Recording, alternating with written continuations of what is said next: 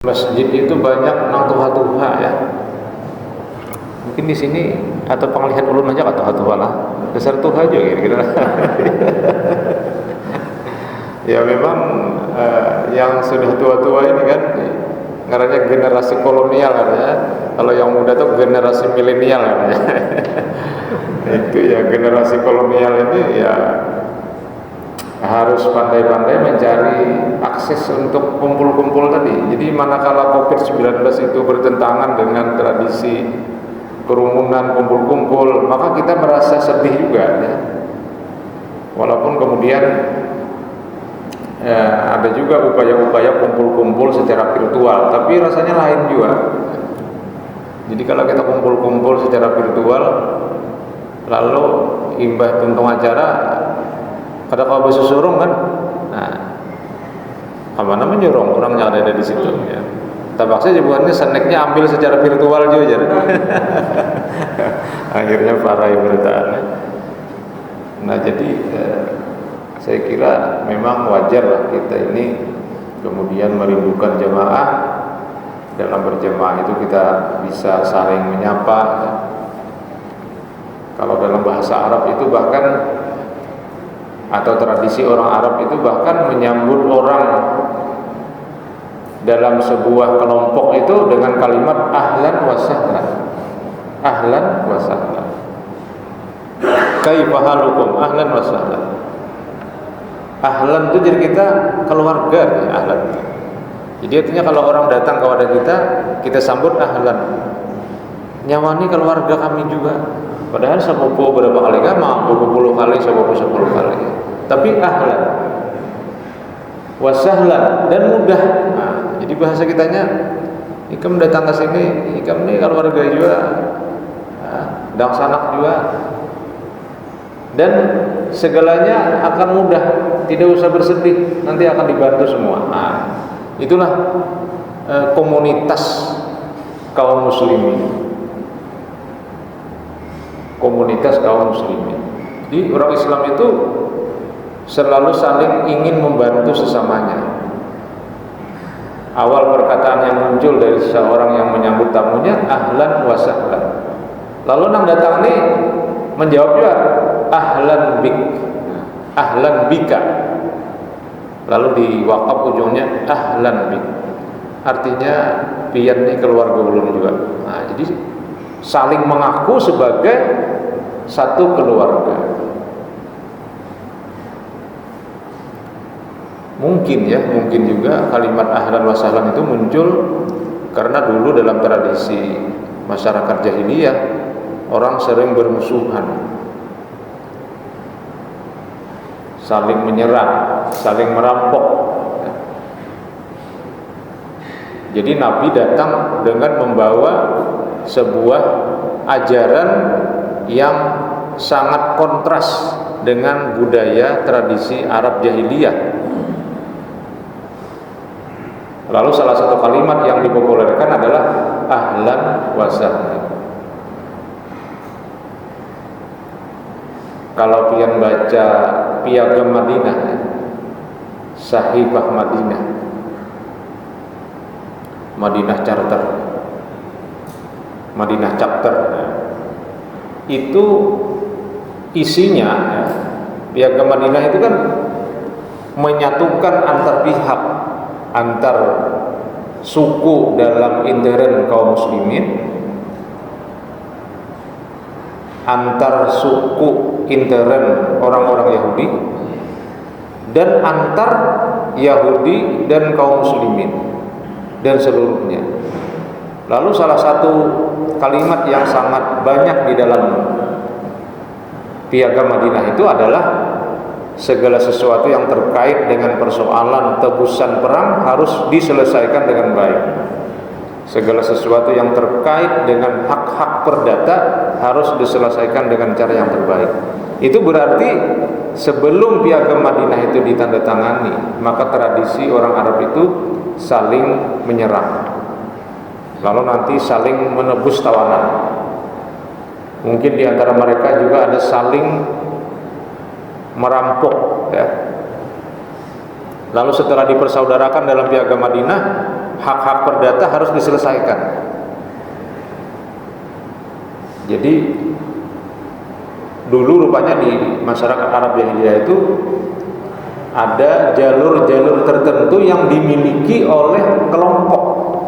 Siapa yang lewat di jalur itu dia harus bayar. Atau bisa jadi siapa yang lewat di jalur itu keamanan tidak terjamin, terjadi saling merampok. Nah itu kemudian dipersaudarakan oleh Nabi. Hal-hal yang terkait dengan perdata, kata Nabi, selesaikan dengan cara yang ma'ruf. Dan Nabi kemudian membawa kalimat ahlan wa sahlan ahlan bi. Nah itulah hebatnya ajaran Islam. Nah, jadi wajar kalau Nabi kemudian setelah mempersatukan antar pihak itu mendorong agar kita aktif dalam berjamaah.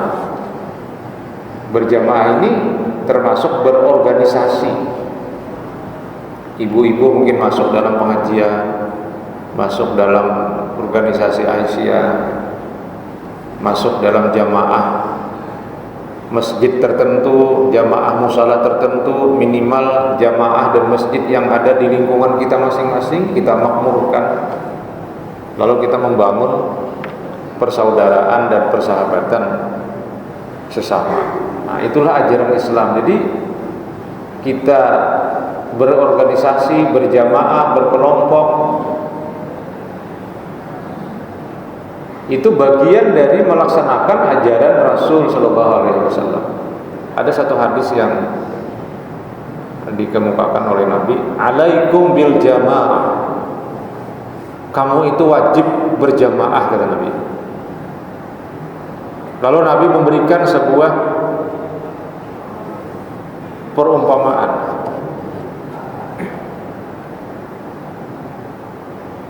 Fa inna ziba ya'kulul qasiyah, maka sesungguhnya, kata Nabi, seekor serigala akan memakan seekor domba yang terpisah dari kelompoknya. Nah itu kan kalimat yang bersayap ya. Jadi Nabi menyebut serigala. Siapa serigala ini? Nabi tidak menjelaskan. Siapa domba yang terpisah dari kawannya ini? Nabi juga tidak menjelaskan. Tapi orang paham. Nah itu namanya kalimat simbolik namanya. Kalimat simbolik itu kalimat bersayap yang maknanya sangat luas dan sangat dalam, dapat ditafsirkan dengan berbagai makna.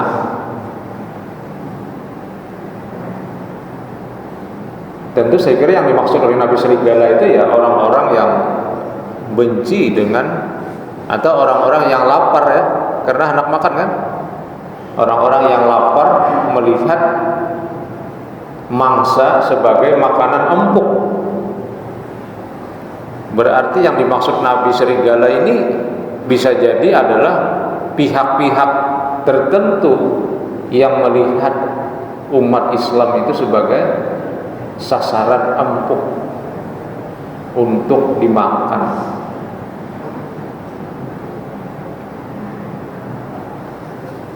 Jadi manusia makan manusia ya. Manusia.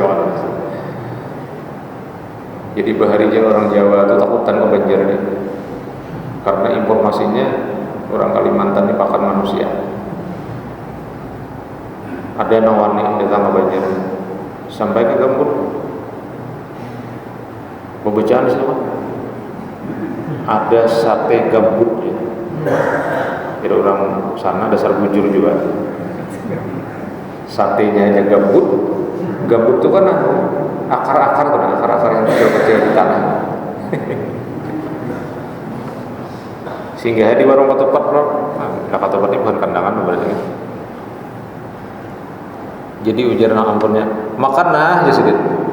Makan nah ya. Makan nah itu kita kan hendak makan kah ya. Makan nah ya. Kopi kah gulu ya. Nah. Ya bahasa kita kan ya. Ya. Nah, jadi fa inna ziba yaqulul qasiyah, kata Nabi. Maka sesungguhnya serigala akan memangsa domba yang terpisah dari kawannya. Siapa itu serigala? Itu tadi. Ada juga yang menafsirkan serigala itu adalah setan. Jadi setan akan menggoda orang-orang yang terpisah dari kawannya.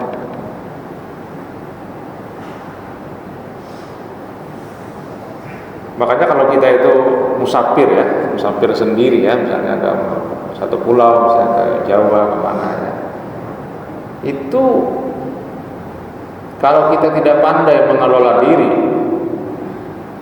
kita bagaikan domba yang terpisah dari kawannya. Terpisah kan secara fisik kan kita terpisah dari kawannya.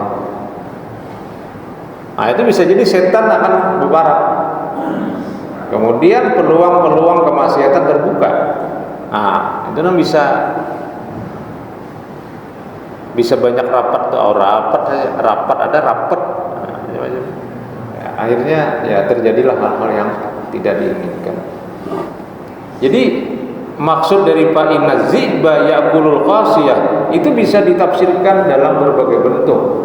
Yang penyelesaiannya adalah melalui jamaah. Alaikum bil jamaah. Ada juga orang yang mengatakan kalau kita berada dalam jamaah, kita akan menjadi kuat.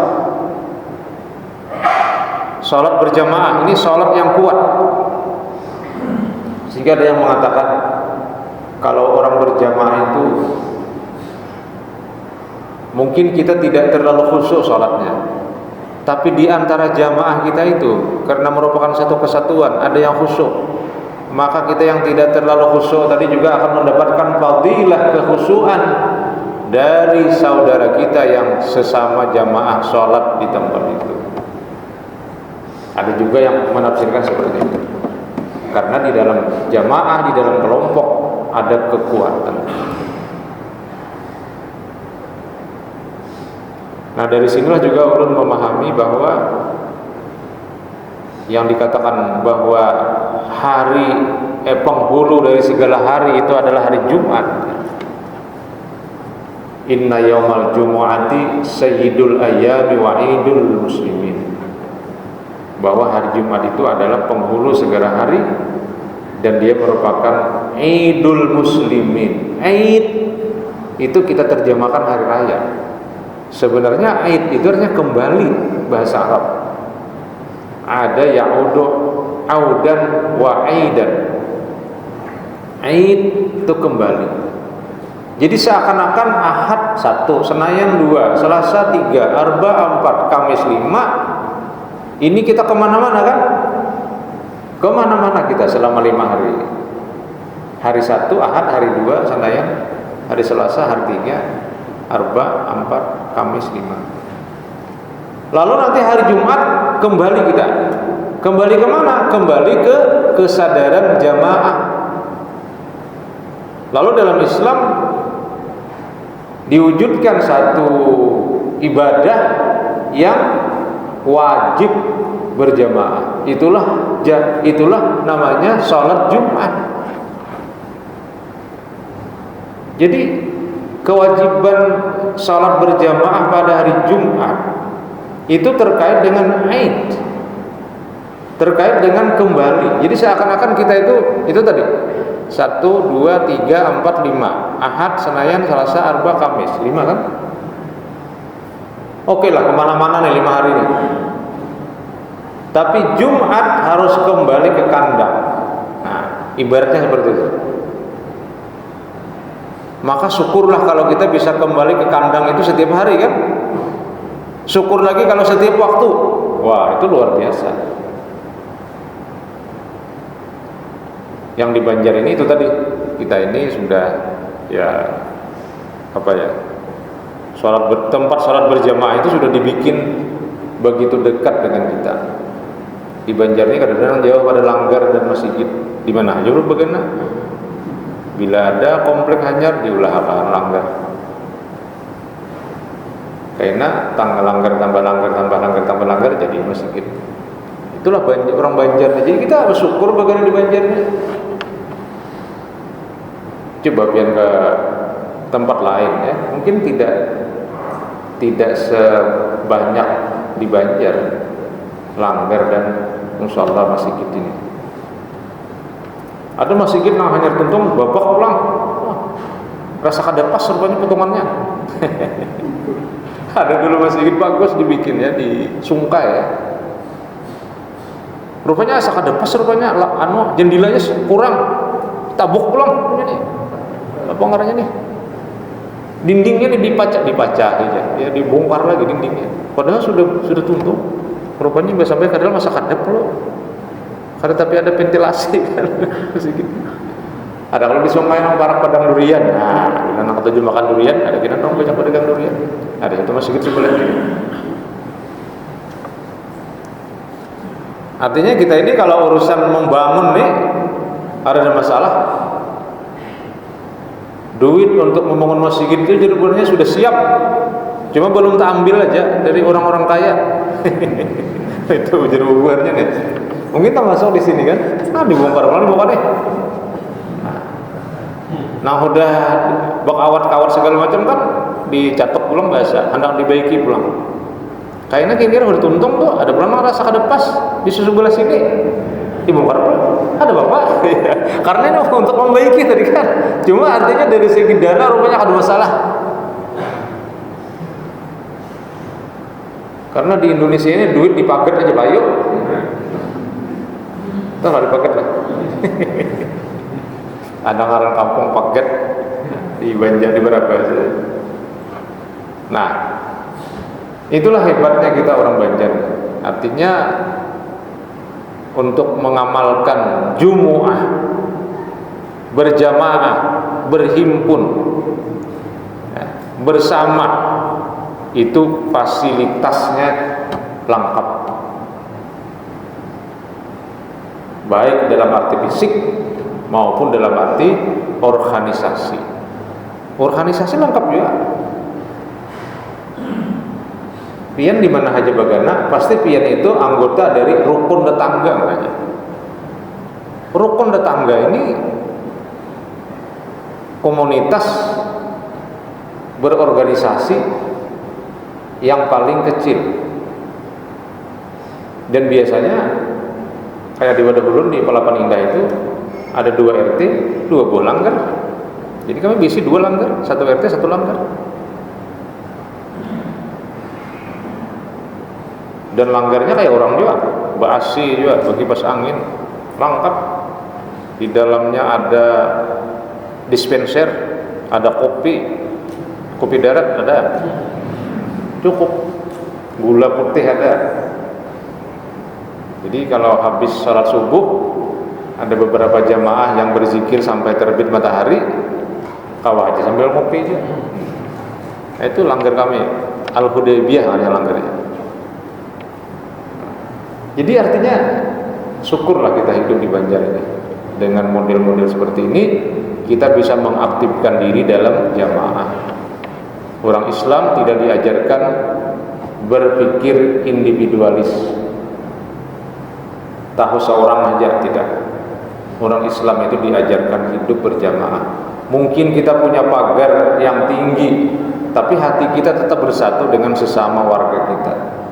Mungkin kita punya pagar itu hanya dalam rangka pengamanan kalau ada orang jahat, tapi tidak boleh hatinya yang tinggal di balik pagar itu merasa terpisah dari sesamanya. Dan itulah ajaran Islam.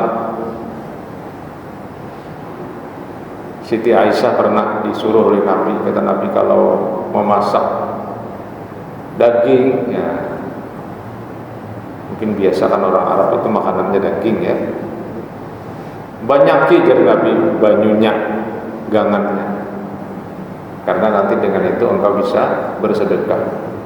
Lalu kata Siti Aisyah, kemana ya Rasul saya bersedekah? Lalu kata Nabi, kepada tetanggamu. Lalu jadi Siti Aisyah, tetangga yang mana ya Rasul? Lalu Nabi memberikan jawaban, bi aqrabihim baban, dengan pintu rumahnya yang terdekat dengan pintu rumahmu. Jadi diukur ya, mulai lawang rumah kita nih, Lawang rumah siapa nang teparak, kesitulah kita pertama-tama memberikan gangan tadi. Jadi kalau misalnya masjid ini banyak lebihan iwak, tadi iwak tadi, dilihat dulu mana nang pindah parak, anunya pintunya.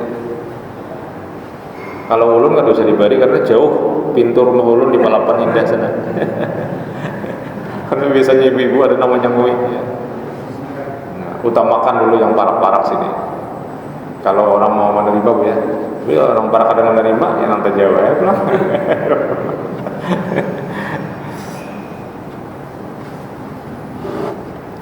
Nah, jadi Islam itu adalah agama juga yang sangat memperhatikan persoalan-persoalan kejiwaan. Soal berjamaah itu adalah soal pemenuhan aspek kejiwaan. Kita itu rasa senang. Coba aja kalau kita namair ke masjid ini, lalu kita sholat di rumah, walaupun berjamaah juga di rumah, tapi rasanya lain. Kalau kita sholatnya ke masjid atau ke mushola, ada rasa senang dalam batin kita. Itu namanya pemenuhan aspek psikis atau kejiwaan. Jadi ajaran Rasul ini lengkap sekali. Lengkap itu dalam pengertian hal-hal yang bersifat fisik lahir itu diperhatikan. Misalnya tadi masjid yang bagus, masjid yang nyaman, ini kan fisik untuk memberikan layanan kepada jamaah. Jamaah perlu berudu, ruang wudunya bagus, buang hajat, ada WC-nya yang bersih. Ini kan fisik semua nih. Jamaahnya nih kelaparan sehari gak dikasih makanan kan, hari Senayan nih, lalu disediakan kamarian kan. Nah, ini soal fisik. Tapi ajaran Islam juga memperhatikan soal-soal psikis, soal-soal kejiwaan. Karena manusia itu terdiri dari jiwa dan raga. Raga itu fisik, jiwa itu batin. Nabi mungkin tidak terlalu banyak menjelaskan tentang soal jiwa ini secara detail ya. Karena Nabi bukan seorang psikolog. Al-Quran juga tidak terlalu nampak menjelaskan tentang jiwa manusia itu. Tapi kemudian para ulama, para pemikir itu mencoba mencari apa sebenarnya yang ada di dalam setiap raga manusia itu. Maka kita bisa membaca buku-buku falsafat tentang jiwa.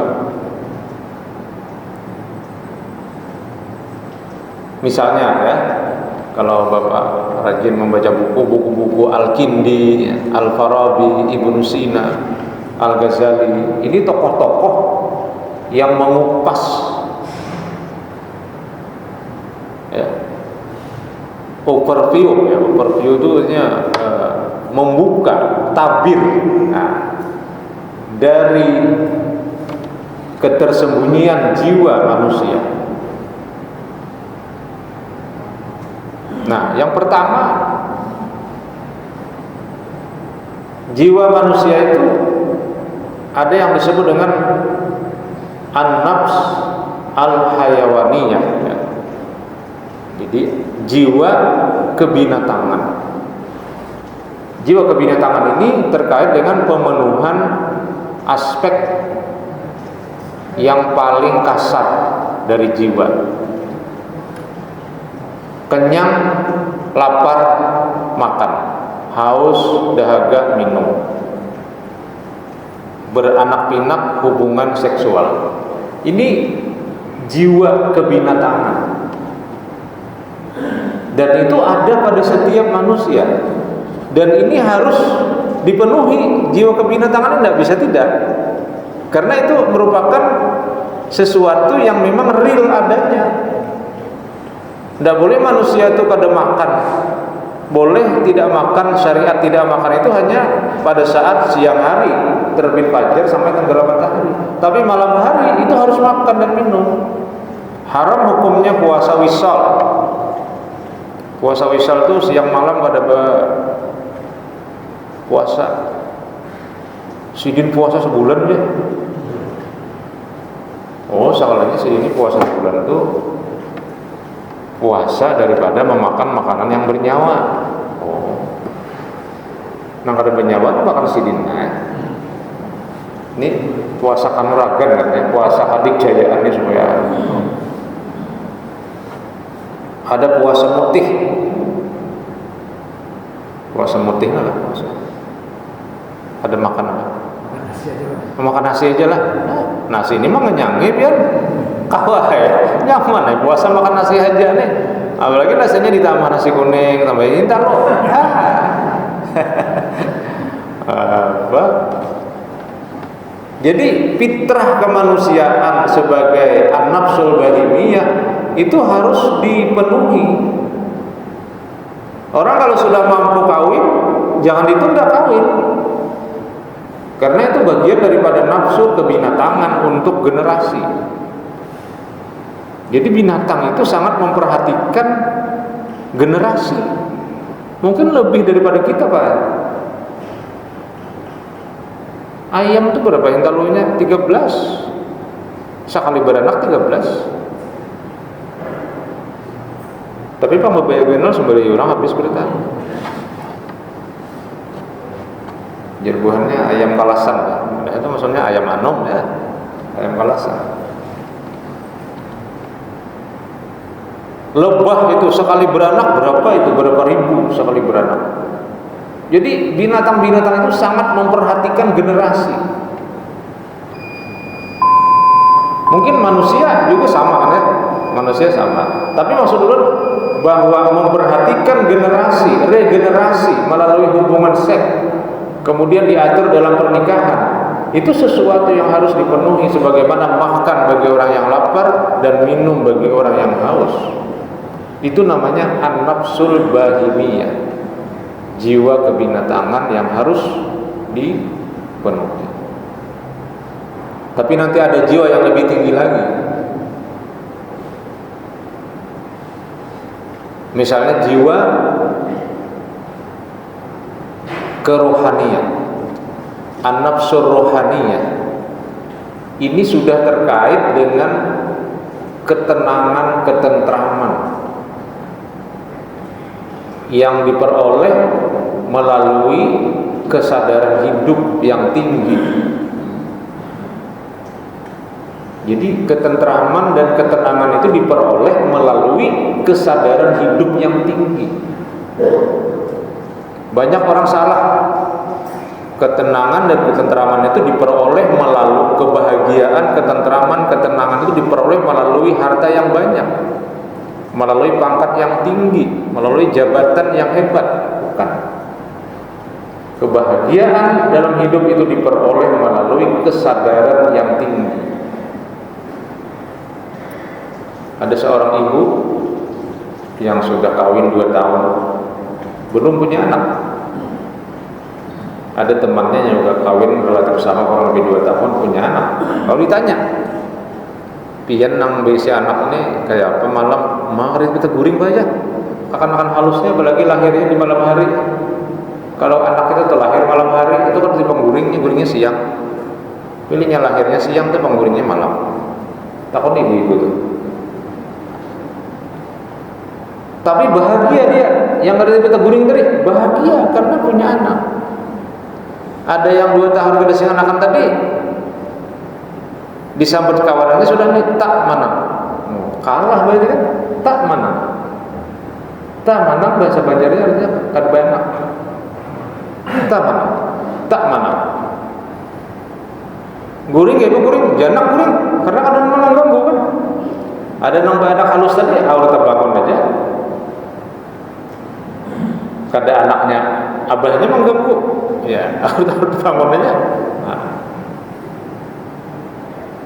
Jadi di situ terletak kebahagiaan yang berasal dari sebuah penderitaan.